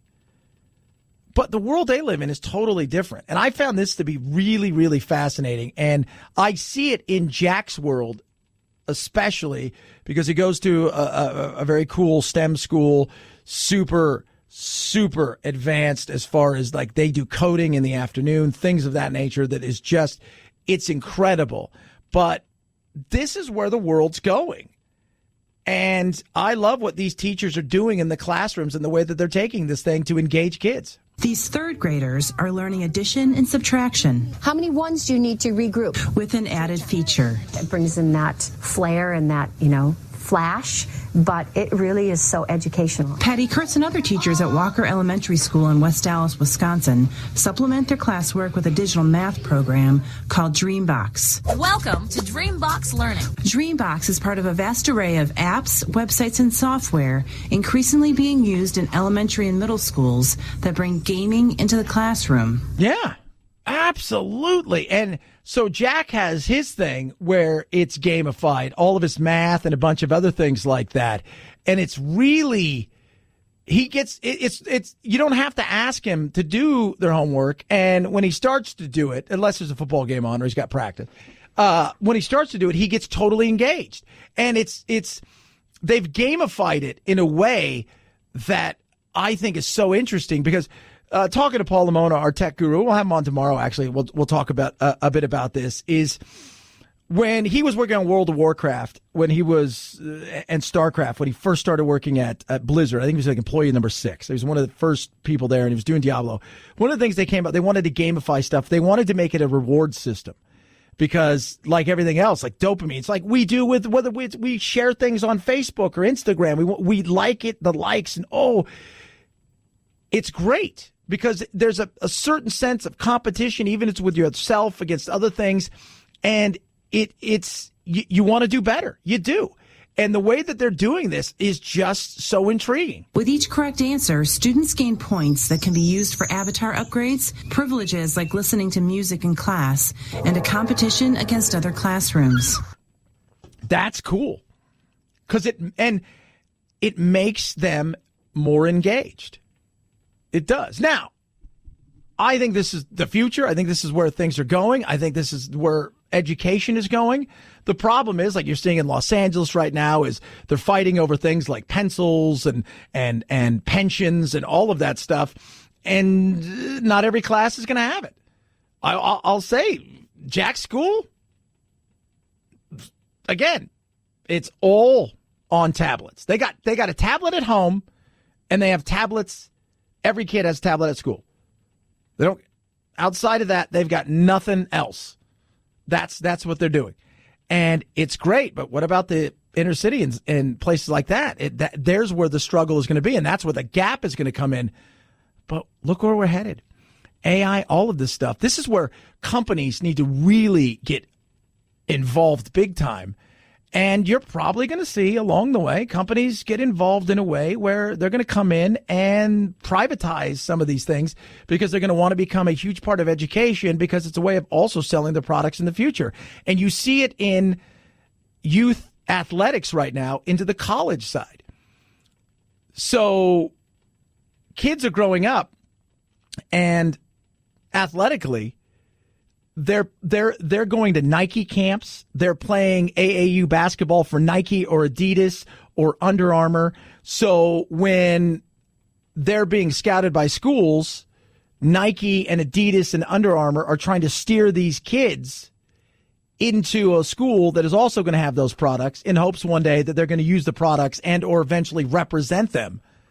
But I just think it's a great thing. And yeah, you know what? If you're going to throw some money at it, privatize it, hell yeah.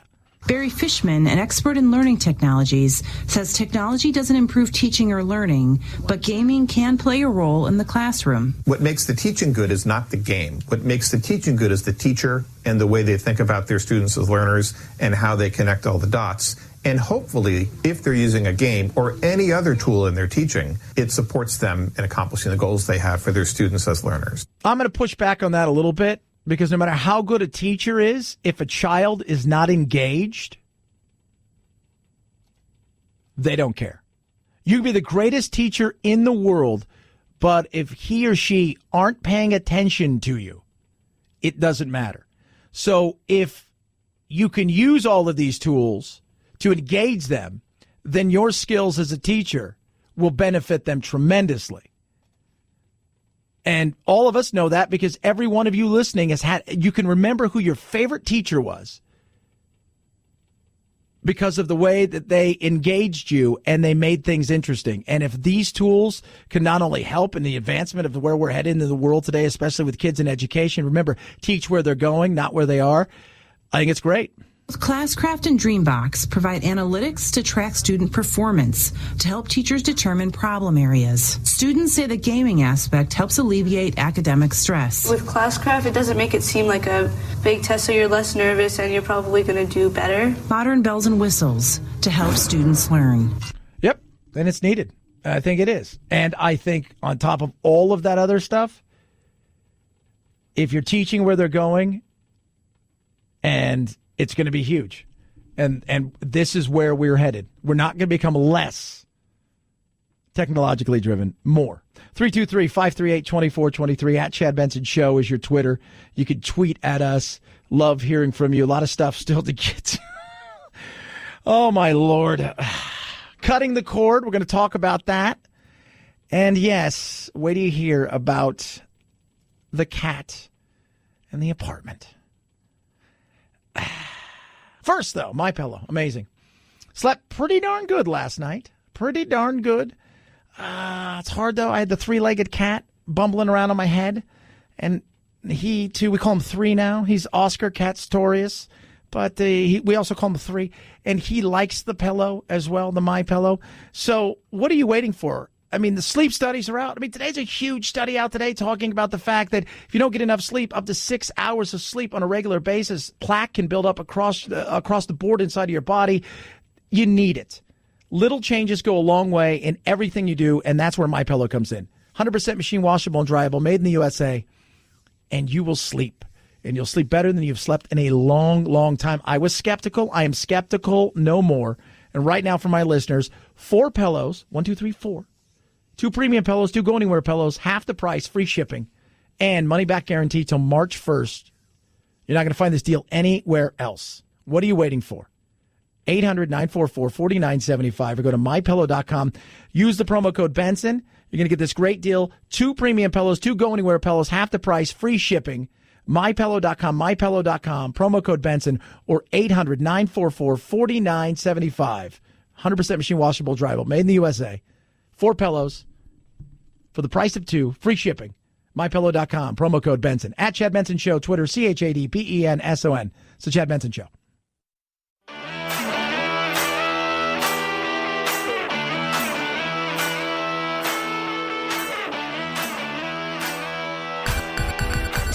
Feel free to punk this punk rocker any time of the day or night. Reach Chad on Twitter at Chad Benson Show and on Instagram at Chad Benson Show. And oh yeah, the Chad Benson Show on Facebook too. Punk that.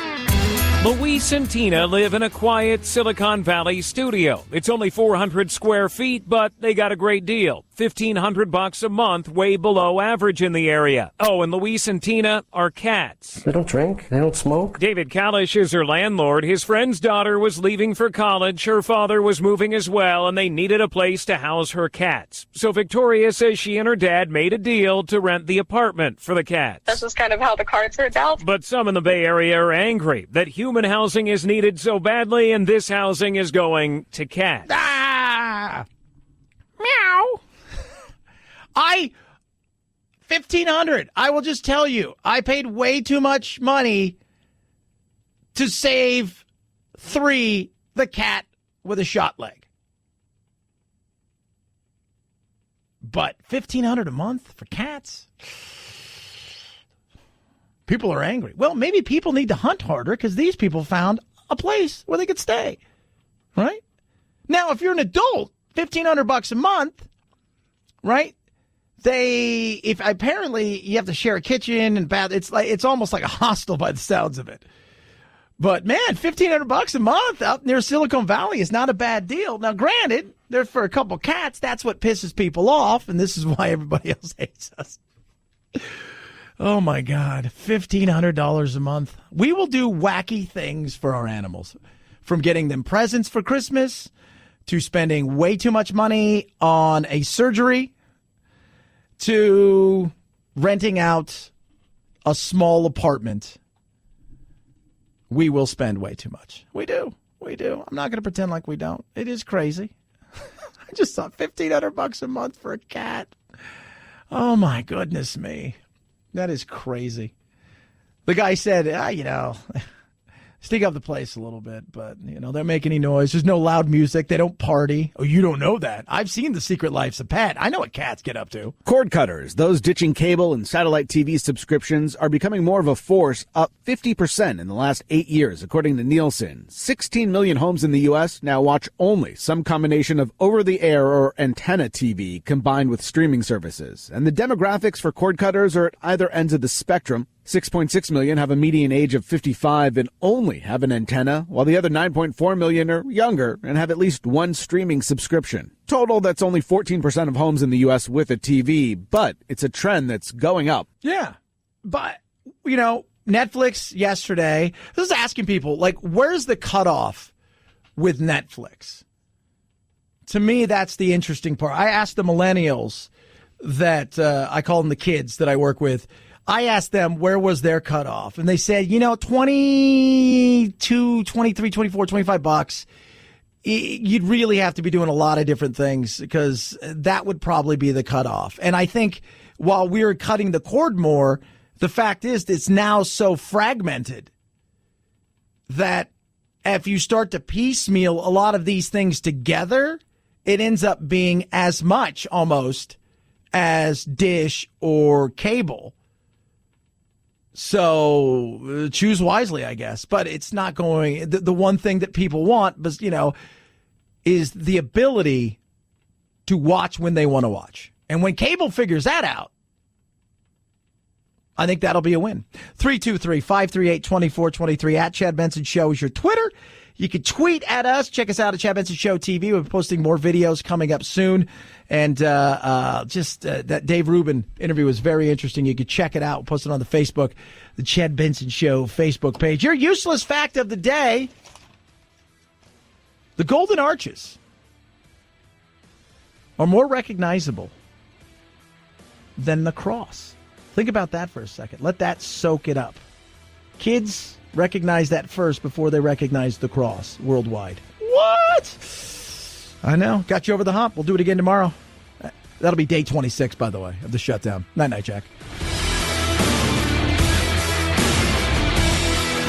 This is the Chad Benson Show.